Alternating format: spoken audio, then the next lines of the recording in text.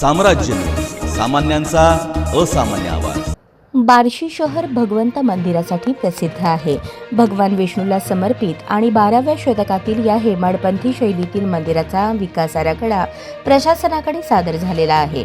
हा आराखडा राज्य शिखर समितीकडे आल्यानंतर त्यात प्रस्तावित केलेली कामे व निधीप्रमाणे शासनाकडून मंजुरी देण्यात येईल अशी ग्वाही मुख्यमंत्री देवेंद्र फडणवीस यांनी दिली।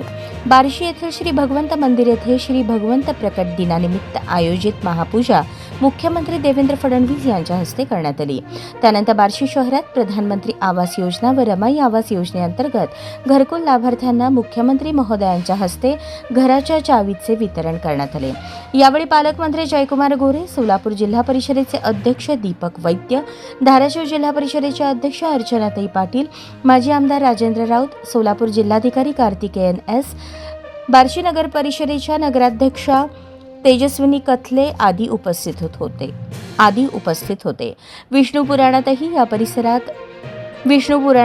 या परिसराबद्दल माहिती आढळून येते। प्राचीन काळापासून आलेल्या लोकपरंपरा, अध्यात्म तसेच ऐतिहासिक व सांस्कृतिक ठेवा जपणे गरजेचे आहे। या सांस्कृतिक ठेव्याला जनतेपर्यंत आणण्यासाठी तयार करण्यात आलेल्या आराखड्याला मान्यता देण्यात येईल आणि श्री भगवंत मंदिर तीर्थक्षेत्र विकास आराखड्यातून या भागाचा विकास करण्यात येणार असल्याचे मुख्यमंत्री म्हणाले।